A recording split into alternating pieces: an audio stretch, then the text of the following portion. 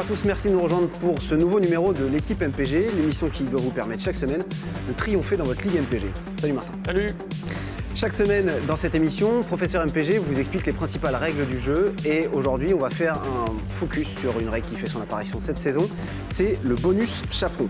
Comme chaque semaine on fera aussi un focus sur deux clubs de Ligue 1. Cette semaine on va parler de Nice et de Dijon et à la fin de cette émission le duel qui opposera nos deux journalistes Pierre Prugnot, Tanguy Le Sévillier. Salut à vous deux. Salut. Merci beaucoup d'être là. Voilà pour le programme, on démarre tout de suite avec le cours du Professeur MPG.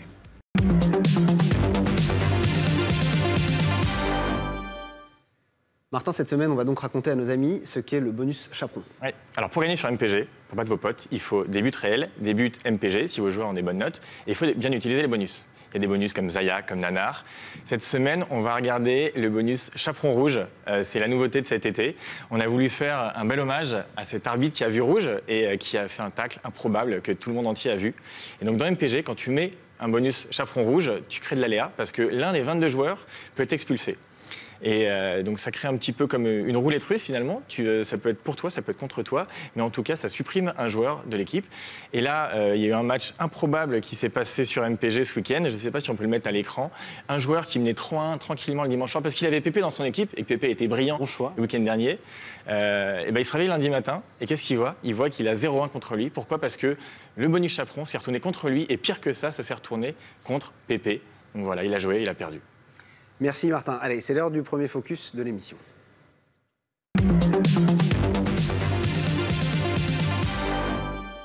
Et cette semaine, on parle de Nice. Après un début de championnat pour le moins compliqué, les Aiglons de Patrick Vieira semblent retrouver un peu leur jeu. Ils remontent la pente au classement. Ils restent sur 2 victoires consécutives.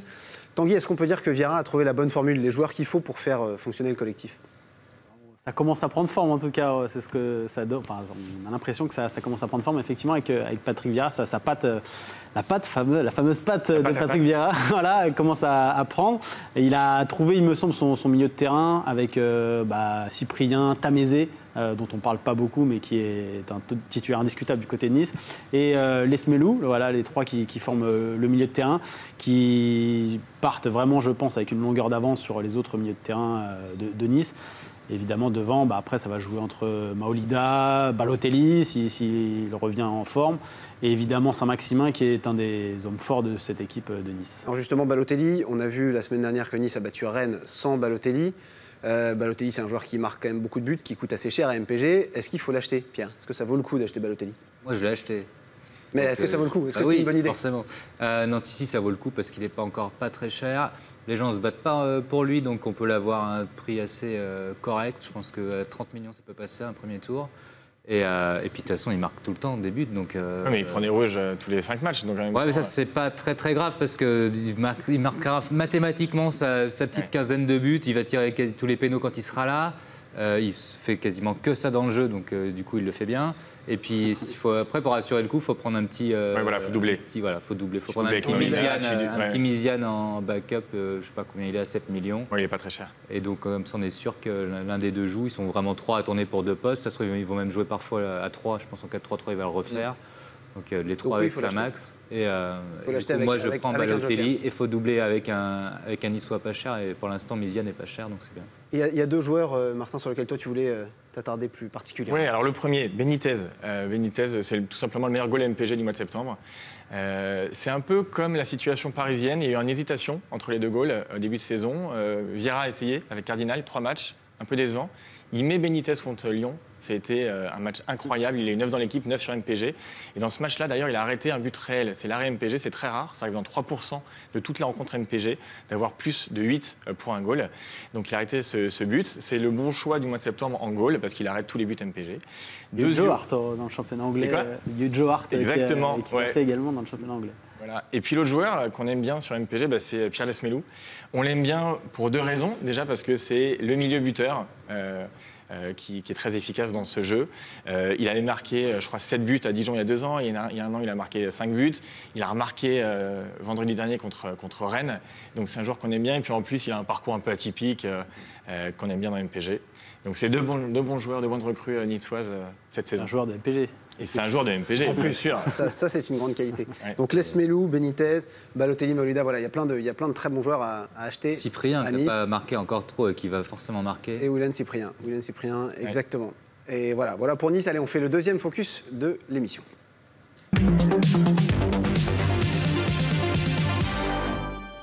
Pour ce deuxième focus, on va un peu plus au nord, à Dijon, plus précisément. Dijon, c'est un début de saison canon, 3 victoires. Et puis après, Dijon a marqué le pas, 2 défaites de suite. Mais les Bourguignons sont quand même 5e de Ligue 1. Ils ont marqué 9 buts. Donc Dijon, offensivement, quand même, fait un très gros début de saison, Martin. Ouais, c'est l'équipe qu'on aime bien aussi dans MPG parce qu'au moins c'est régal. J'aimais beaucoup de gens quand même, c'est ça. Non mais on a choisi Dijon parce que soit ça prend, soit ça met des buts, mais en tout cas il se passe des trucs. Et on a voulu faire un focus sur 2 joueurs, 2 pépites, pas très chers. Le premier, on a eu du mal même à dire son nom, c'est Enzo Loyodis. Même s'il y a de l'inflation. Il y a eu de l'inflation, parce que les mecs jouent bien. Mais Loyodis, c'est quoi? C'est un joueur qui a 18 ans à peine, qui a eu son bac il y a 3 mois et qui a fait 5 titularisations en 5 matchs avec Dijon, qui est une super patte gauche. Il nous fait un peu penser à Aouar il y a 1 an, quand il n'avait pas encore éclos à Lyon, qui coûtait pas très cher dans MPG, et après qui a fait une super saison. Tout le monde dit qu'il est très mature pour son âge. Il a été convoqué en équipe de France de moins de 19. Il coûte pas très cher en MPG, donc pépite, alerte pépite. Et deuxième alerte pépite potentielle, c'est Jules Quetta, le Guinéen, 20 ans, le feu follet de cette équipe. Il vient de Bastia. Dès qu'il fait des rentrées, c'est un peu Tony Truant, c'est tout ou rien. En tout cas, il est très rapide et puis il est efficace. Et il a notamment fait une rentrée incroyable contre Rennes, je crois. Contre Nice. Contre Nice, il a marqué 2 buts alors qu'il est rentré à la 65e minute. Et depuis, il a vécu sa première titularisation. Donc pareil, il coûte 11 millions, je crois, à l'ère pépite MPG. Les 2 avaient commencé à 1. Il valait 1 au départ. Ouais, donc on a fait une grosse inflation donc sur les 2. Donc ceux qui l'ont acheté en août se sont fait plein d'argent en septembre s'ils l'ont revendu. Voilà. Je l'avais conseillé, le Loyodis, je l'avais conseillé. Mais c'est vrai que voilà, ça fait ces 2 jeunes joueurs avec beaucoup de talent, mais la recrue star de l'été à Dijon, c'est Yoann Gourcuff. Évidemment, c'était un recrutement surprise, enfin, on a surpris plus d'un, moi le premier. Gourcuff, c'est un esthète, c'est un joueur qui est très fragile, mais voilà, il y a beaucoup de gens qui hésitent à l'acheter sur MPG parce qu'il peut débloquer des situations, il a évidemment énormément de talent. Est-ce que pour vous, c'est une bonne idée d'acheter Gourcuff, Pierre? Au prix, ouais, je pense que ça se tente. Il faut dire qu'il a quand même pas beaucoup joué. Il n'a pas été titulaire encore. Il est rentré 4 fois en 5 matchs, mais il n'a pas encore été titulaire. Non, mais par rapport à MPG, c'est un super choix stratégique parce qu'effectivement, il peut être énorme. Enfin, globalement, à chaque fois qu'il a enchaîné à Lyon, alors à Rennes, c'était moins bien, c'est sûr. C'est les 2 dernières saisons. Mais à Lyon, même quand il était très longtemps absent, dès qu'il revenait, il était très bon. Et tout le monde est très bon avec lui, d'ailleurs. Et donc, à 10 millions, ça se tente vraiment.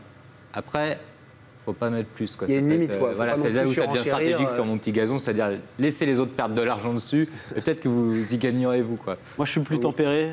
10 millions, c'est pas anodin, c'est une petite somme, même si on part avec 500 millions de budget. Par exemple. Voilà, donc non, je suis plus tempéré. C'est un joueur, pour l'instant, il ne rentre pas dans le 11 titulaire à Dijon.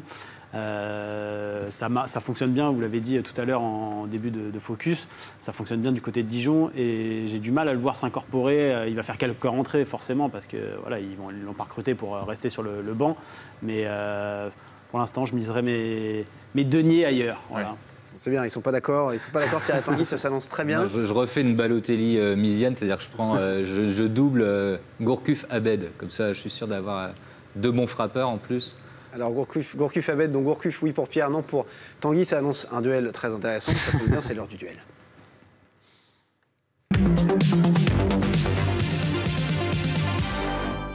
Alors pour le duel, on quitte Dijon, vous connaissez le principe, vous avez 45 secondes chacun pour choisir entre 6 joueurs. Cette semaine, ce sera 2 gardiens, 2 milieux, 2 attaquants. Qui vous achetez entre Benjamin Lecomte et Baptiste Renet, au milieu entre Morgan Sanson et Lucas Ocampos, et en attaque entre Max Gradel et François Camano. Tanguy, c'est à toi. Alors pour le gardien de but, on était sur Dijon, je vais rester un petit peu dans la thématique puisque moi je vais choisir Baptiste Renet, même si pour le coup Lecomte a également joué à Dijon, mais c'est plus Baptiste Renet qui a marqué les esprits. Il est moins cher déjà que Lecomte et je pense qu'il va avoir quand même un petit peu de travail à faire du côté de Toulouse. Il est spectaculaire et je pense qu'il va avoir beaucoup d'arrêts à faire du côté de Toulouse, donc ça me paraît être un bon choix. Pour le milieu de terrain, je vais prendre Sanson. Pour moi, c'est une saison très charnière pour lui, du côté de Marseille, où il doit vraiment prouver qu'il a le niveau à ce niveau-là. Et le début de saison lui donne plutôt raison, puisque c'est un des meilleurs Marseillais de ce début de saison. Et donc voilà, je le privilégie à Ocampos. Et en attaque, je vais prendre Camano. parce qu'à Bordeaux, il n'y a pas beaucoup d'éclaircies ces derniers temps. Et Camano, c'est un des seuls qui amène un petit peu de lumière, de soleil. Voilà, même si là, il reste sur 2 matchs sans marquer, mais je pense qu'il peut se reprendre. Et surtout qu'il ne joue pas ce soir. Enfin, il n'est pas annoncé titulaire en Ligue Europa. Et il devrait sans doute être titulaire en Ligue 1. Pierre, 45 secondes, c'est à toi. Eh ben moi, entre Lecomte et René, je vais plutôt prendre Lecomte parce que c'est très chiant de regarder Montpellier, mais l'avantage c'est qu'ils prennent peu de buts, donc il aura quand même ses primes à la clean sheet. Alors je pense qu'il y aura un peu plus de football à Toulouse cette année, donc c'est un peu plus risqué pour René. Entre Ocampos et Sanson, le cœur dirait Sanson, mais la raison dirait Ocampos parce que je pense que Rudy Garcia va garder plus souvent son 4-2-3-1 pour mettre Payet dans les meilleures conditions. Et dans ce cas-là, celui qui fait le plus la maille en attendant Radonjic, c'est Sanson. C'est Ocampos. Et donc il aura l'occasion de planter, parce que de toute façon il plante des buts même moches, donc il plante toujours un peu. Et en attaque, en revanche, je prends clairement Gradel, parce que Camano, j'ai peur des trous d'air qu'il a toujours eu ces dernières années.